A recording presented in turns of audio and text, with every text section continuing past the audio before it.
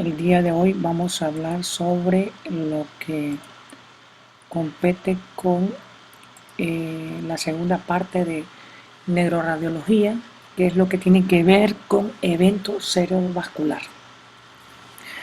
Considerar el evento cerebrovascular es considerar una presentación neurológica sin antecedente de trauma y la cual es de tipo espontánea en la mayoría de los casos, ¿verdad? Muchas veces la historia clínica no es tan clara, pero lo que sí precisa es que fue un evento que apareció de tipo agudo o de tipo subagudo en un momento determinado sin ninguna asociación a un trauma encefalocraneano. Entonces, cuando hablamos de evento cerebrovascular, hablamos de tres patologías diferentes.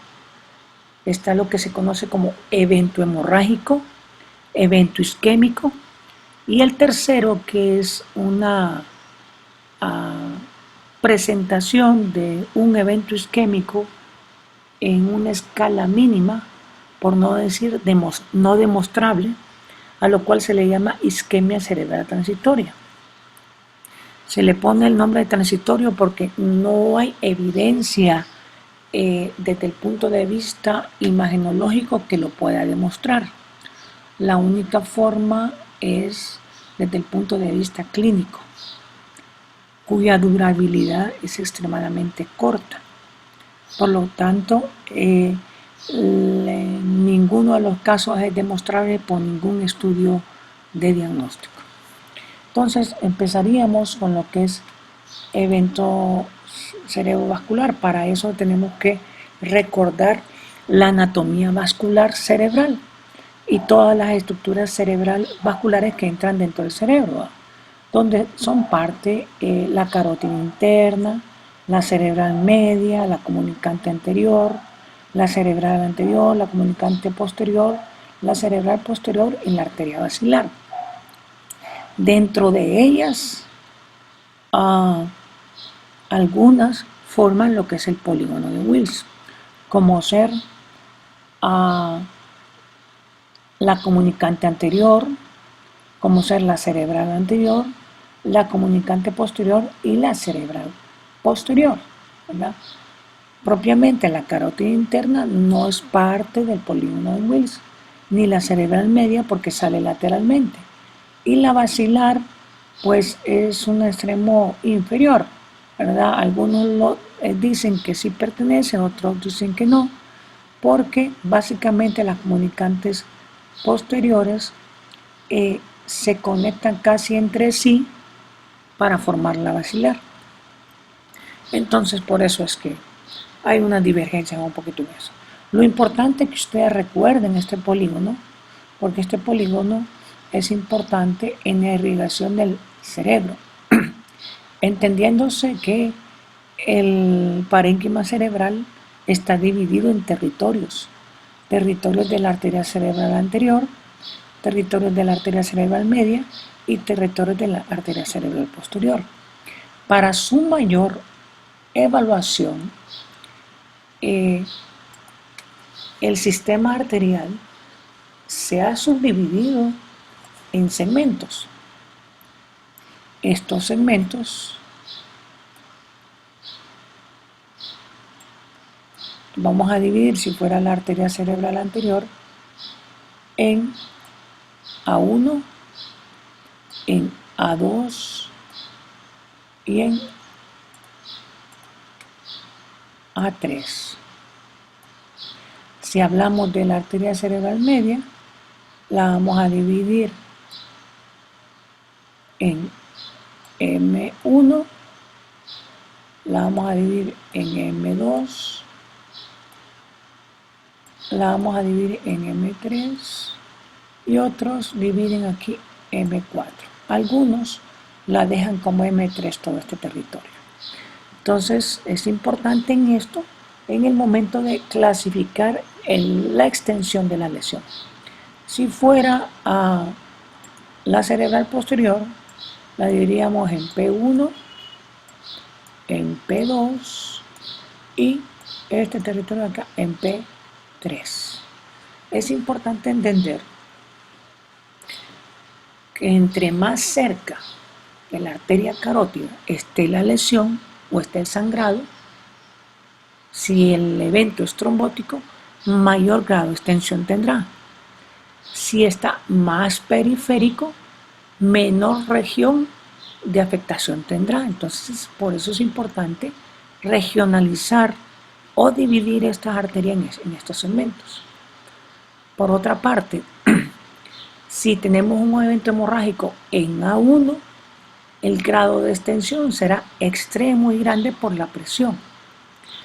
Por el contrario, si el problema fuera trombótico y tuviéramos una obstrucción de lo que es A1, si es obstructivo y no hemorrágico, sería más ventajoso. ¿Por qué? Porque A1 está justamente antes de la comunicante anterior. Todo este territorio que puede perder su irrigación es compensado con la comunicante y la lesión será menor.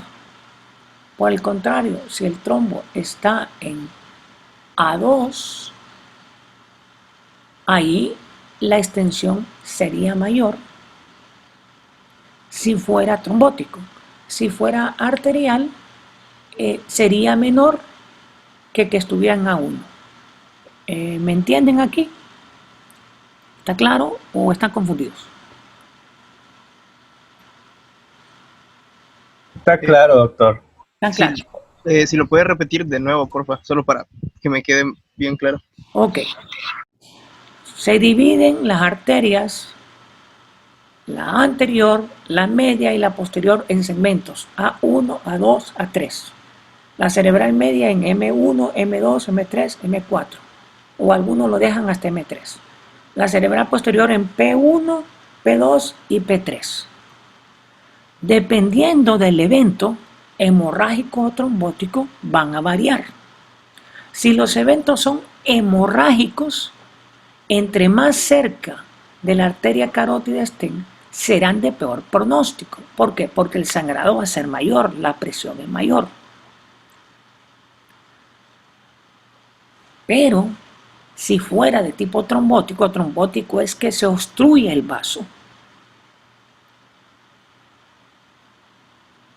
M1 y P1 siempre serán igual que los hemorrágicos, serán peores.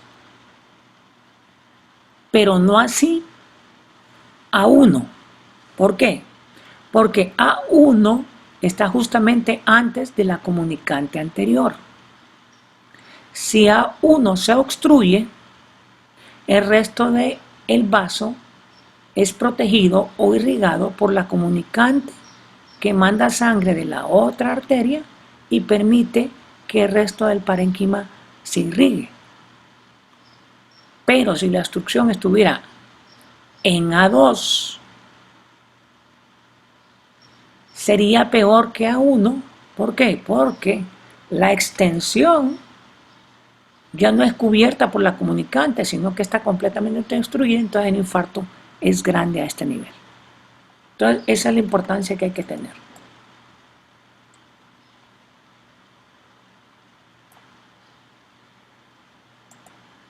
Bueno, después de ver esto, lo importante entonces después de ello es conocer la irrigación cerebral. La irrigación cerebral está dividida en segmentos. La arteria cerebral anterior irriga las porciones inferiores y anteriores del cerebro, del lóbulo anterior. La cerebral posterior irriga las regiones posteriores y superiores. Y las inferiores las irriga la basilar o ramas de la basilar. Mientras que la cerebral media irriga el lóbulo temporal, el lóbulo parietal y los segmentos faltantes del lóbulo frontal y los segmentos faltantes del lóbulo occipital, en otras palabras. el territorio de la cerebral media es más extenso que el de los demás.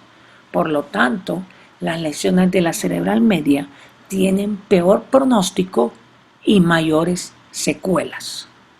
Por eso siempre es importante saber a qué nivel y en qué arteria está la patología, ya sea hemorrágica o trombótica, porque nos da no solo diagnóstico, nos da tratamiento y nos da pronóstico. Si tenemos un evento hemorrágico, los eventos hemorrágicos, la primera causa de un evento hemorrágico es hipertensión arterial. La segunda, aneurisma. La tercera, malformaciones arteriovenosas. La cuarta, abuso de drogas.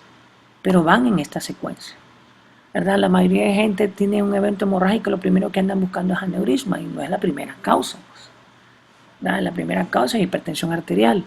Aún en esas hipertensiones arteriales no diagnosticadas, por eso es importante, cuando tenemos un paciente focalizado, siempre es importante chequear la presión arterial, buscando si hay presiones elevadas o hay arritmia. ¿Por qué?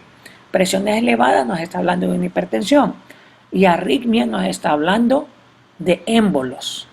Entonces, nos está hablando de dos patologías diferentes, pero es importante valorar siempre corazón cuando estamos hablando de una lesión espontánea cerebral. Las manifestaciones van a ser, los síntomas comunes son, mover un poquito esto, náuseas, vómitos, dolor de cabeza, mareos. Estos síntomas los va a presentar cualquier cosa. Los puede presentar una migraña, los puede presentar una cefalea intensa, en fin, cualquiera. Pero lo que hay que valorar es si los vómitos son intensos, son en proyectil o no. Si el mareo es de origen central o es de origen periférico. Si el dolor de cabeza es hemicraniano o anterior o occipital. Si el dolor de cabeza es un dolor súbito, intenso y que la mayoría de gente lo dice dolor de muerte. Eso es importante. Si las náuseas son incontrolables, todo eso nos está dando signos de hipertensión endocraniana o sangrado intraparenquimatoso. Es toda una clínica que lo complementarán con un estudio de elección de rápida evolución, pues sería la tomografía en este caso, pero teniendo un buen examen físico. Tienen que medir presión arterial, frecuencia cardíaca, frecuencia respiratoria, si hay arritmias o no. Tienen que ver examen neurológico, fondeo de ojo es importantísimo para saber si hay hemorragia subaracnoidea, ¿verdad? Difusa, papiledema bilateral, o hemorragia intraventricular, papiledema bilateral. Si es unilateral y no es trauma, pues nos está hablando de una hemorragia subaracnoidea intensa del lado donde está el papiledema. Recuerden, lo que nos ayuda en esto importante es descartar que no hay trauma. Entonces, la valoración neurológica es importante. ¿Por qué? Porque normalmente los eventos hemorrágicos deterioran el estado neurológico en forma súbita y bastante acentuada. Una hemorragia subaracnoidea o un aneurisma roto notan Glasgow menores de 10, mientras que un evento trombótico nos dan Glasgow de 12, 13 puntos. Rara vez van a bajar tanto, a menos que sea un infarto masivo y sea del tronco cerebeloso, por ejemplo, en una fibrilación auricular como el bulopatía, puede desprender miles de émbolos y normalmente estos émbolos van a ir a dar a la microcirculación y la microcirculación está hacia la región talámica o pontina y eso va a deteriorar rápidamente el estado neurológico. Pero de lo contrario, lo que más deteriora normalmente son los eventos hemorrágicos. Entonces, el evento hemorrágico se presenta con más frecuencia en pacientes mayores de 55 años, cuando ya presentan cambios vasculares casi irreversibles, dependiendo de la alimentación, dependiendo del peso y todas las enfermedades concomitantes que tenga. Puede haber en un 2% en niños, sí, pero este 2% en niños está asociado más a hipoxemia prolongada o un Alzheimer de nacimiento prolongado que nos va a dar hemorragia suranoidea periventricular, normalmente por hipoxia. Estos eventos hemorrágicos son intracraneales, no son extracraneales, o sea que no van a estar en el espacio suranoideo. Cuando digo en el espacio es en el aracnoides, no va a estar por arriba de la dura madre, porque esto es un sangrado propiamente del sistema arterial cerebral. Entonces, se pueden presentar como hemorragias intraparenquimatosas o hemorragia subaracnoidea. La diferencia de esta subaracnoidea con la de la otra es que aquí es trauma y esta no. Y estas hemorragias subaracnoideas tienden a ser más acentuadas que quizás las hemorragias postraumáticas. Ya se las voy a enseñar en un rato. Bueno, aquí tenemos un paciente con hipertensión que presenta en este caso, demostrado con resonancia, un gran hematoma que abarca cápsula interna y cápsula externa del hemisferio derecho, con ligera desviación de la línea contralateral sulfacina. Entonces hay una herniación sulfacina por un hematoma que es grande. Por lo tanto, si es grande y hay desplazamiento, aunque es por hipertensión, probablemente requerirá un tratamiento quirúrgico. La pregunta del millón a ustedes en este momento, este paciente ingresa, paciente de 58 años de edad, conocido por hipertensión arterial, y entra con presiones de 220, 180, ¿verdad? Con un Glasgow de 10, ¿verdad? Con papiledema derecho, ¿verdad? Y con una frecuencia cardíaca de 100 por minuto. Entran a la emergencia, le hacen este estudio, encuentran el hematoma, se presenta neurocirugía. Y neurocirugía les pregunto a ustedes, pero está hipertenso, ¿qué van a hacer?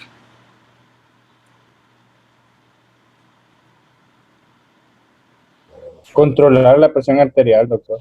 ¿Cómo le van a ¿Cuánto, controlar la presión? ¿Cuánto dijo, doctor, de presión? 220, 180. Con alfametil dopa. ¿Cuál es el efecto del alfa-metil-dopa? Es un agonista de los receptores alfa 2. ¿Y qué va a provocar? Vasoconstricción, vasodilatación, quiero decir. Vasodilatación. Ok.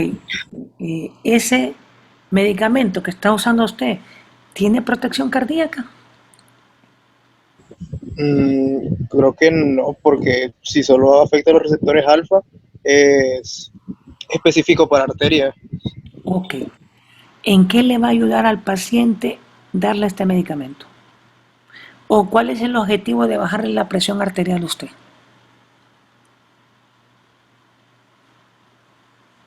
¿O para qué le bajaría la presión arterial a este paciente? Para evitar el riesgo quirúrgico, porque no se puede operar un paciente con presiones tan altas. ¿Solo por eso? Bueno, también para el paciente es un riesgo. O sea, el simple hecho de tener la hipertensión más que sea tan alta. Ajá. Pero ¿para qué se la va a bajar? ¿Cuál es el punto fundamental por el cual se la tiene que bajar? Que no siga sangrando. Para reducir el sangrado. Es más, el sangrado ahorita está limitado por la hipertensión que tiene. Ya sangró. Después de sangrar, hizo vasoconstricción. Si usted me le da una alfa-metil-dopa, provoca vasodilatación y lo que va a hacer es incrementar el sangrado, empeora el pronóstico. Es más, si usted entuba a este paciente y lo seda, la presión arterial va a bajar. No tanto, pero va a bajar. Entonces, uno hay que saber qué va a usar y qué no va a usar. Aquí el objetivo fundamental de bajar la presión es proteger el segundo órgano de lesión, porque ya tenemos el primero fue cerebro, el segundo ¿cuál va a ser? Por- El segundo va a ser corazón, entonces tienen que proteger corazón, porque este paciente le va a caer un infarto agudo de miocardio. Si le cae un infarto agudo de miocardio, se le murió por las dos lesiones. Entonces tiene que bajar la presión con un medicamento que baje poco la presión arterial, pero que proteja mejor el corazón. Entonces es una combinación de medicamentos más cardioprotectores en este momento, porque la sedación y la intubación van a ayudar a bajar la presión. Es más, ahorita la constricción que tiene ese vaso es lo que le está ayudando para que el sangrado no aumente en cerebro. Pero la presión tan alta va a afectar corazón. Entonces tiene que hacer una mezcla de medicamentos y de decisiones. ¿Cuánto tiempo después o con qué presión le va a entrar a operar? Si bien es cierto, está haciendo compresión, pero es una compresión que no es tan intensa. Puede aguantar un poquito mientras baja o estabiliza el corazón, si no es que ya le cayó en arritmia. Entonces estabiliza un poco la presión sin bajarla totalmente, protege el corazón y una vez que tiene estabilizado ahí, el neurocirujano entra y opera. Por el otro lado, tenemos otro paciente en la cual tiene un sangrado, pero el problema del sangrado, si ustedes fijan, es pequeño en comparación a este. Pero el problema es que este es un hematoma intraparenquimatoso complicado. ¿Por qué? Porque comprometió el ventrículo. Y esto es lo que lo está haciendo complicado. Si solo fuera este hematoma, posiblemente le podrían dar manejo conservador, porque la línea media está conservada. Pero el problema es este.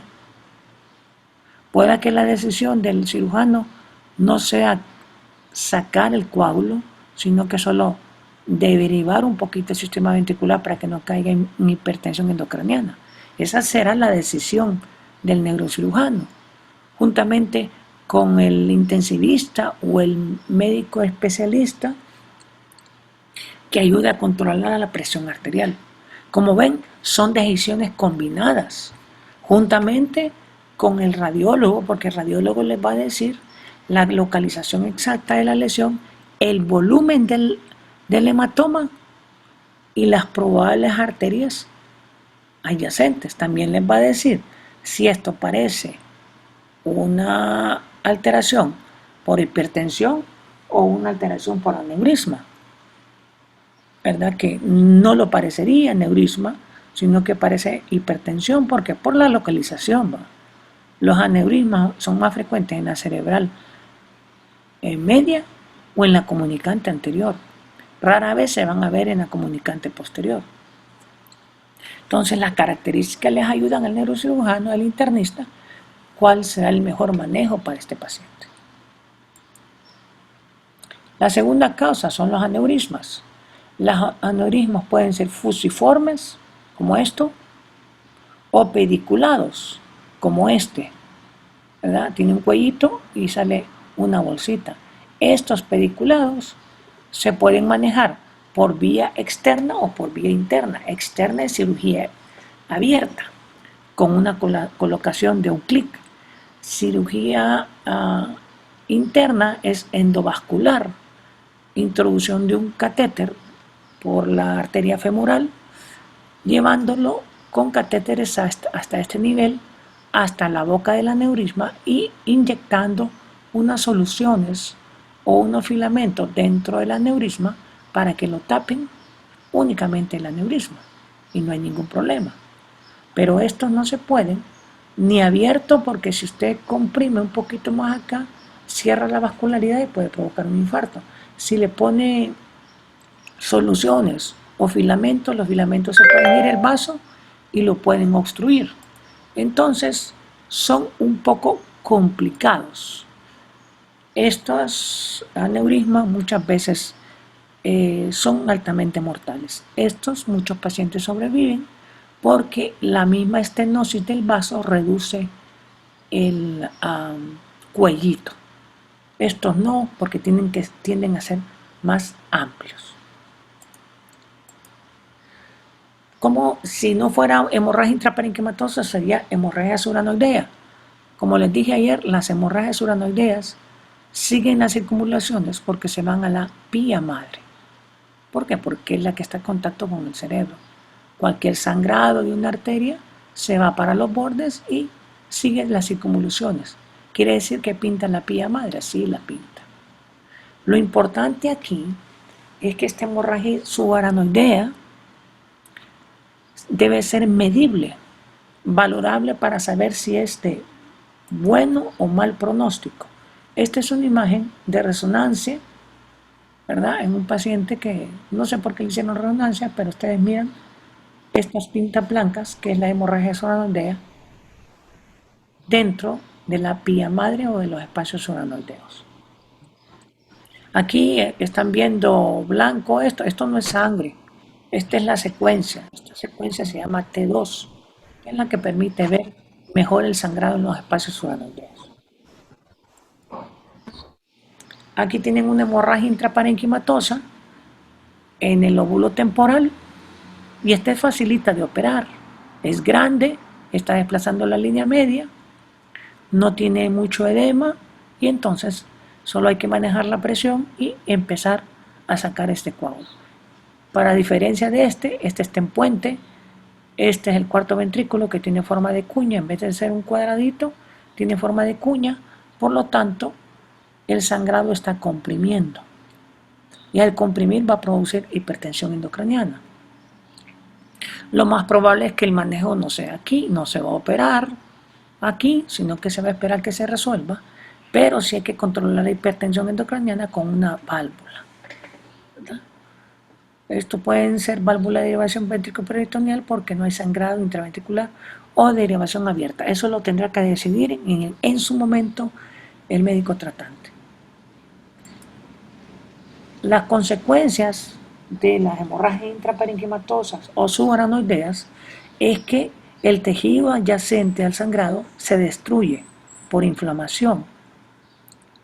Pueden desplazar estructuras y formar las famosas hernias, como las que les expliqué, sulfaxina o transtentorial descendente. También pueden generar áreas de isquemia, que áreas de isquemia pueden generar convulsiones en un momento determinado. Entonces es importante saber el grado de sangrado suranoideo, para eso se hace la clasificación de Fisher. Hay personas que presentan una clínica neurológica secundaria a una hipertensión severa, están desconectados y todo, y se les hace tomografía y se mira normal. No significa que esté normal, significa que hubo sangrado, pero el sangrado es tan pequeño que no es visible. A eso le llamamos Fisher grado 1. Neurológicamente tiene afección, pero radiológicamente no. Grado 2 es cuando logramos ver la hemorragia suranoidea y la vemos como pequeñas líneas, estas líneas que están aquí, pequeñas líneas, pero el grosor, al medirlo de aquí a aquí, son menores de 1 milímetro de grosor. Entonces nos dicen que es un Fisher grado 2. Si el sangrado fuera más grueso, como aquí, como de aquí a aquí, y mide más de 1 milímetro, entonces estamos hablando de un Fisher 3. Tienen peor pronóstico, más si son múltiples áreas de hemorragia suranoidea. Como ven, las cisternas basales tienen hemorragia suranoidea, las cisuras de Silvio tienen hemorragia suranoidea, el FAL intracerebral tiene hemorragia suranoidea, la cisura de Rolando tiene hemorragia suranoidea, quiere decir que es una hemorragia suranoidea bastante acentuada y mayor de 1 milímetro, tiene un pronóstico reservado. Ahora, si tenemos un paciente con un sangrado subaranoideo más de 1 milímetro, hemorragia intraparenquimatosa o hemorragia intraventricular, se convierte en un Fisher 4. Y el Fisher 4 es de mal pronóstico. La mayoría de los pacientes, por no decir el 95%, mueren. La mortalidad es altísima. ¿Por qué? Porque está comprometido todo el parénquima cerebral con hemorragia difusa. Y normalmente generan hipertensión endocraniana y síndrome compresivo. El siguiente evento, también los eventos hemorrágicos, si ustedes se fijan, por drogas, la gente que ingiere cocaína, heroína en dosis altas, pueden generar microhemorragias o hemorragias uranoideas. Frecuentemente estas hemorragias uranoideas son por elevación de picos sistólicos. Entonces, eso puede provocar las drogas. Y por eso hay secuelas en muchos pacientes. El segundo evento es isquémico. Isquémico es disminución del flujo sanguíneo a nivel del parénquima cerebral. ¿Cuándo ocurre esto? Cuando el déficit de perfusión es duradero y este evento duradero se convierte en isquémico, que a su vez se transformará en un evento hemorrágico. La base de esto es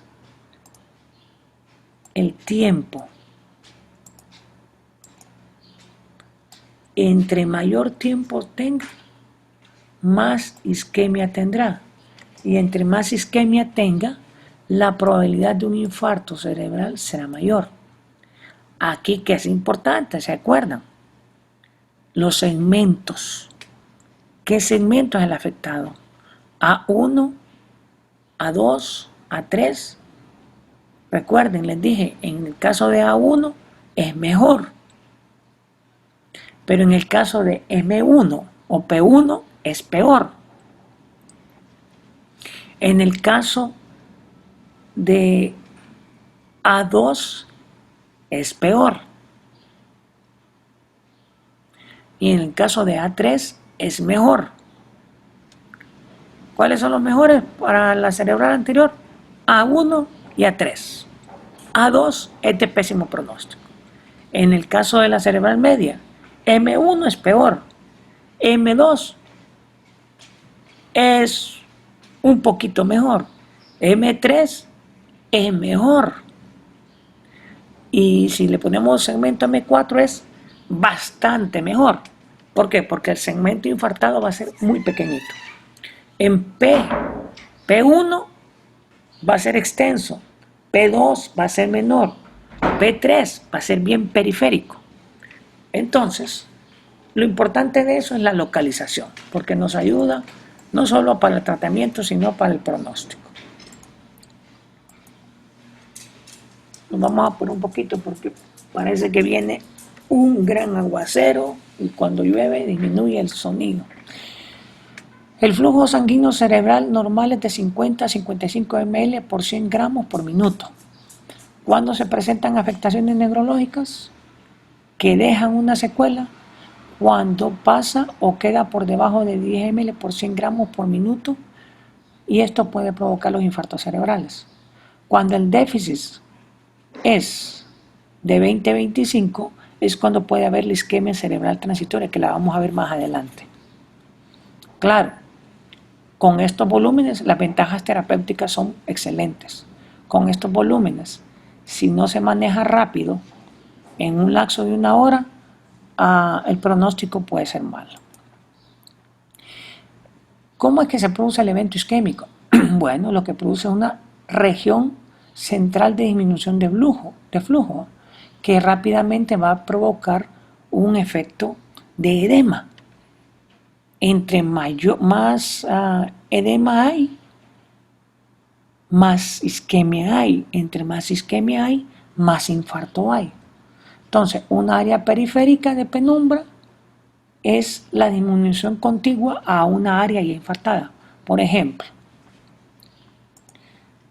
vamos a poner, tenemos un cerebro aquí, este es todo el cerebro, de repente tenemos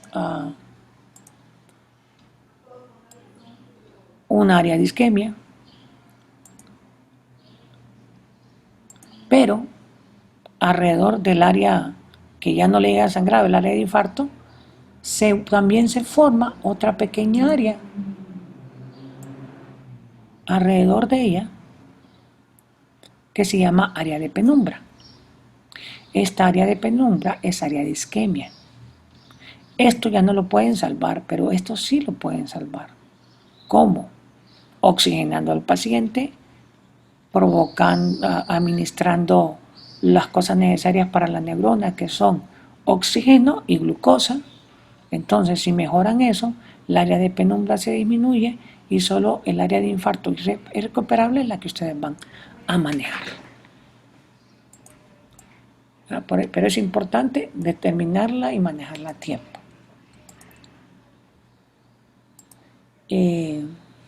Por eso es importante el tiempo, porque el efecto citotóxico del edema es el que va a provocar mayor probabilidad de sangrado. Ustedes saben, una área de isquemia forma mucho edema. Alrededor de eso edema hay bastantes vasos. Si esa inflamación afecta a los vasos se pueden romper. Y entonces un evento isquémico se puede convertir en un evento hemorrágico secundario por la ruptura de los vasos sanguíneos. ¿Cuáles son los factores que van a predisponerlos a los eventos isquémicos? La diabetes, la hipertensión, el tabaquismo, las alteraciones familiares vasculares, infarto agudo de miocardio, valvulopatías, etcétera, etcétera. Hiperlipidemia, ¿verdad? Antecedentes de infarto de miocardio reciente, fármacos. ¿Qué fármacos? Bueno, dentro de fármacos podemos hablar anticonceptivos orales, warfarina, las drogas, cuando las usan para manejo terapéutico, con dosis altas pueden generar esto. Aquí tenemos dos pacientes. Los dos pacientes tienen un infarto. La única diferencia es que uno es un infarto agudo y otro es un infarto crónico. Los infartos son estas áreas que están aquí. En este caso es del lado izquierdo y en este caso es del lado derecho. ¿Cuál es la diferencia entre uno y el otro? Que aquí, si ustedes lo comparan con el resto del cerebro, está oscuro, entonces está hipodenso. Las medidas son isodenso, lo que es igual, hipodenso, lo que es bajo, e hiperdenso, lo que es más alto. Por ejemplo, un infarto es hipodenso, un sangrado es hiperdenso. Entonces aquí tienen una zona hipodensa, está oscura, pero no es igual de oscura, si le midieran las unidades de Hounsfield, no es igual de oscura como los ventrículos. Si se fijan, estos son los espacios uranoideos, aquí se miran pedacitos de eso. Si se fijan en los cuernos, este está más ancho, este está más adelgazado. ¿Por qué?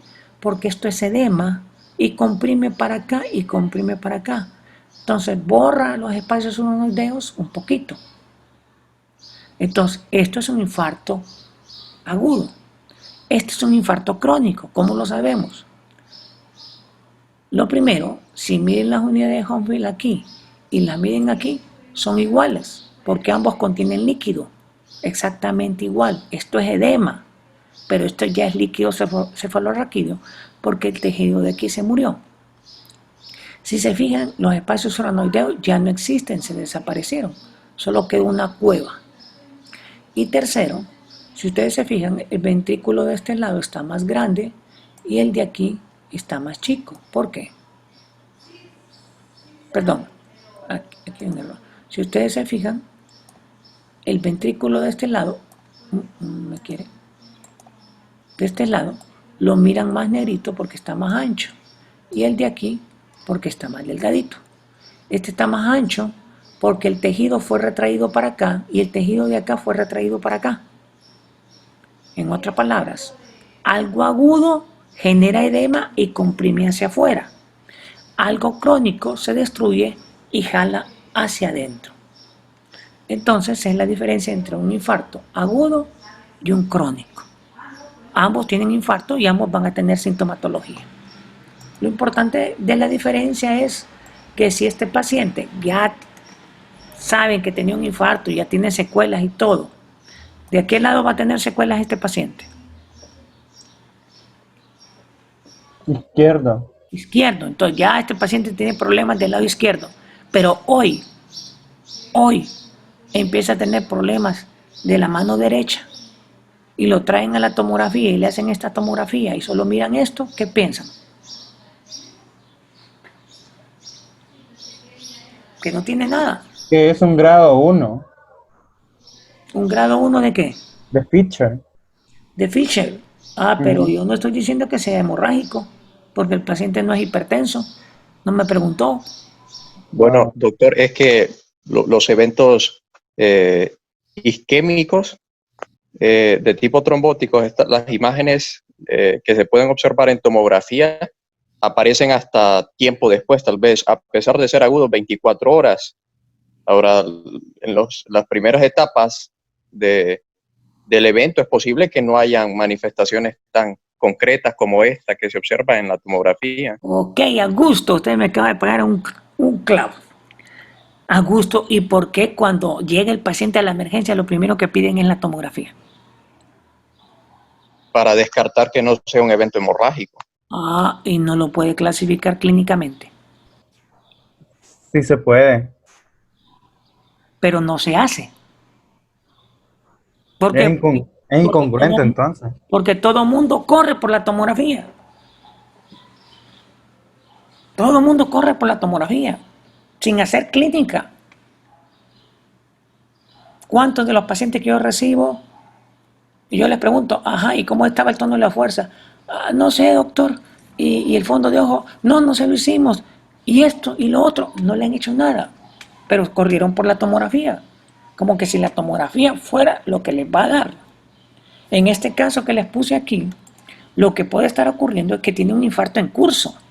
Y no lo vemos por el tiempo de evolución que usted dice. Ni aún una resonancia magnética se lo miraría. Ahora, sabe que hay un estudio que sí le puede ayudar. Se llama tomografía de perfusión. La tomografía de perfusión es una tomografía con cortes diferentes que se mete en medio de contraste con un programa y un software que le mide y le compara las áreas de densidad. Le compara aquí, vamos a mover. Le compara aquí con esta otra área.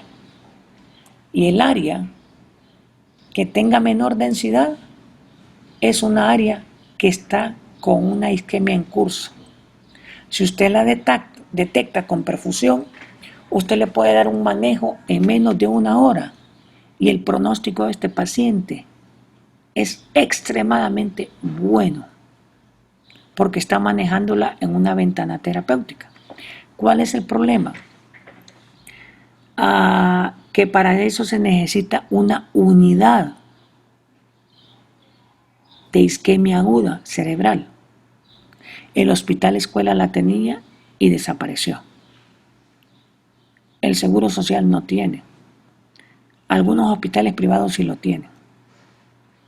¿De qué me sirve hacerle este estudio y decirle, tiene esto? Si lo que van a hacer es meterlo a observación y ponerle, ¿cómo se llaman estos? En las fosas nasales le ponen las, ¿cómo se llama? De oxígeno. Punta. Las puntas nasales.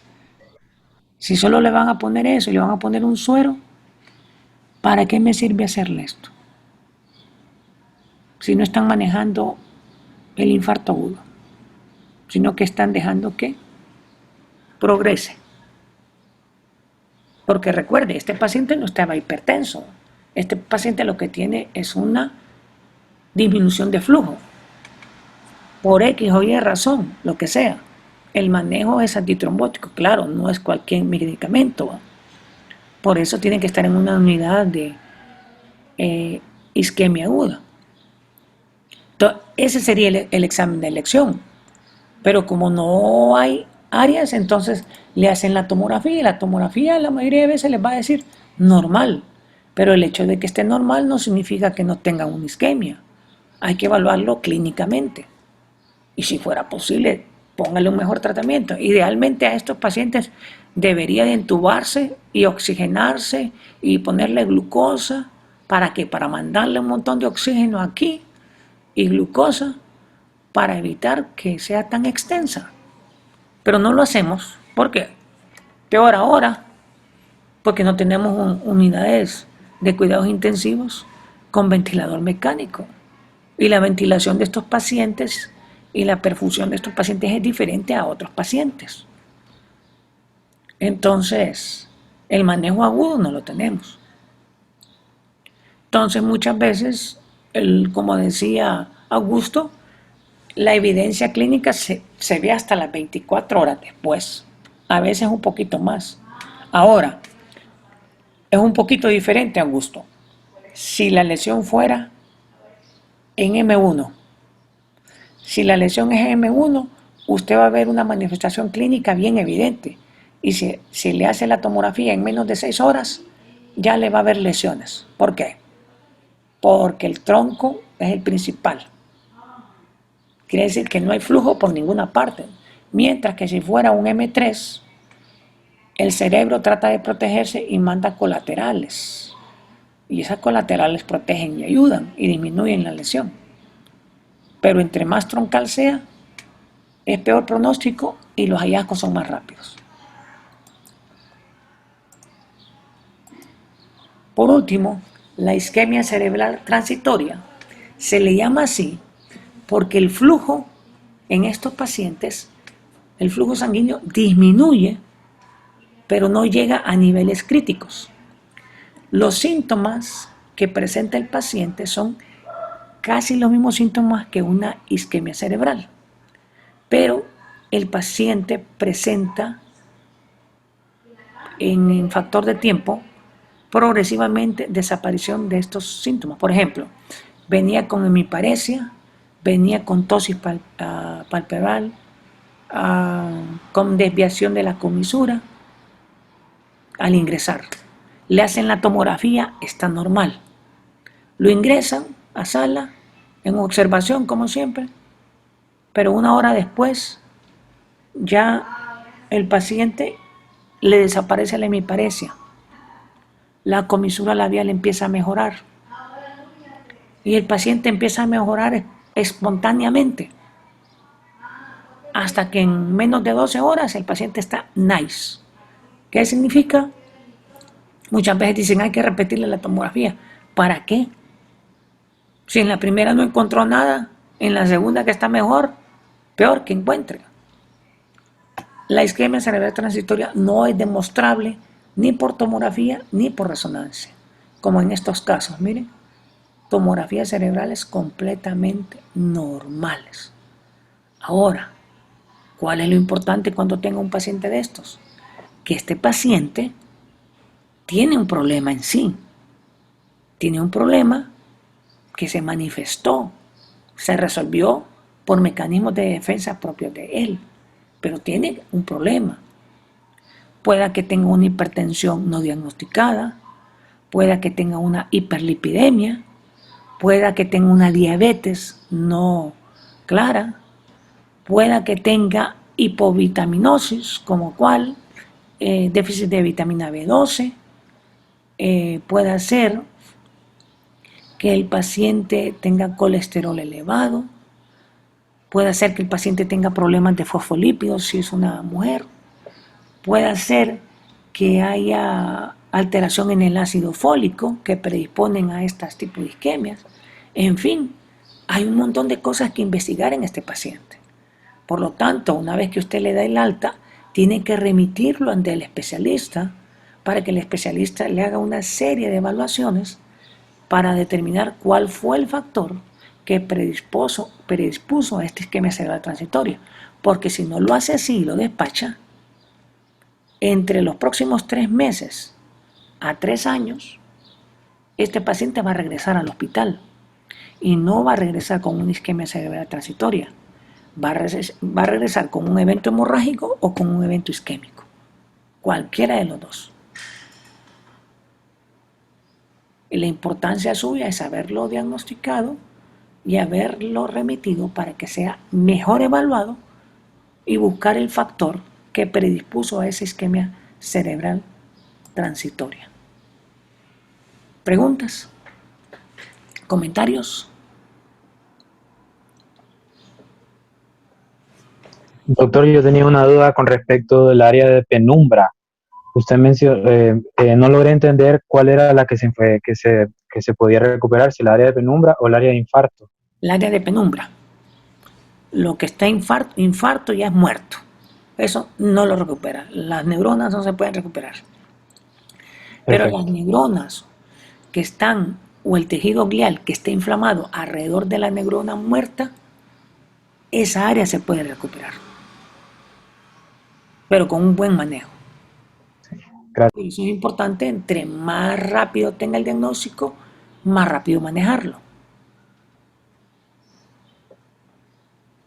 Doctor, y por ejemplo, en el caso de que el manejo de un paciente con un evento isquémico de tipo trombótico, en donde esa ventana terapéutica es tan corta, tal vez de 4.5 horas para usar algún trombolítico o algo, o sea que son pacientes que se manejan sin tener una evidencia radiológica, solo por clínica. Por clínica, y usted puede hacerle el estudio de perfusión. Antes lo hacíamos en el Seguro Social, yo antes lo hacía, pero de repente nos dimos cuenta que estábamos haciéndolo solo para darles el diagnóstico. Pero los pacientes lo metían a observación, igual.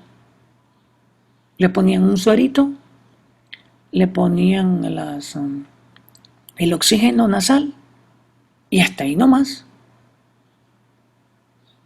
Versus a los que yo había visto, yo trabajé 7 años en área de emergencia en un hospital, versus a esos pacientes que yo había visto, que aunque la tomografía no daba una imagen, pero tenía una clínica clara de que era un infarto en curso. Entonces esos pacientes yo miraba cómo los intubaban, los metían a UCI, les metían una carga de glucosa, después le metían un suero, no Harman, sino que le metían glucosa, ¿cómo se llama este? Un mixto con microgotero, los parámetros del, ¿cómo se llama? Del ventilador eran especiales y tenía una enfermera ahí que metía los medicamentos y los metía con microgotero y valoraban cada 2 horas presión arterial, frecuencia cardíaca, frecuencia respiratoria, estaba con un monitor y wow, se manejaba así. Y les voy a decir, los pacientes evolucionaban satisfactoriamente y les hacían control tomográfico en 72 horas y las secuelas eran mínimas y si quedaba con una pequeña lesión lo mandaban a fisioterapia a las 2 semanas. Entonces, ese es el objetivo de manejar un paciente agudo, pero si no lo van a manejar, entonces de nada sirven los estudios de diagnóstico temprano. Da igual hacerlo que no hacerlo. En los Estados Unidos sí, estos pacientes, wow, les hacen la perfusión y ellos tienen también perfusión con resonancia magnética. Es extremadamente corta porque solo es una secuencia, solo dura 10 minutos. Va para afuera, va a cuidados intensivos y el manejo es personalizado y la evolución fantástica. Pero en nuestro medio aquí, solo fíjense en el hospital escuela donde los meten a un lugar que se llama disque observación y a la par tienen, como esto lo maneja, creo que lo maneja cirugía, ¿va? Sí, cirugía lo maneja. A la par tienen al paciente con apendicitis, tienen al baleado, tienen al de la colegistitis. ¿Quién está evaluando a ese paciente? ¿Quién lo está monitorizando? Nadie. Entonces, los manejos muchas veces no son los más óptimos que damos. Uno, porque no tenemos los recursos. Dos, porque no tenemos el personal. Y esa es la realidad de nuestra medicina, por lo menos pública aquí en Honduras. ¿Algo más?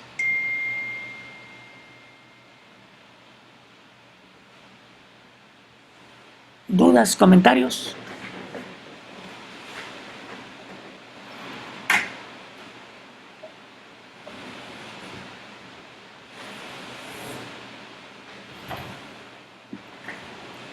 Hola,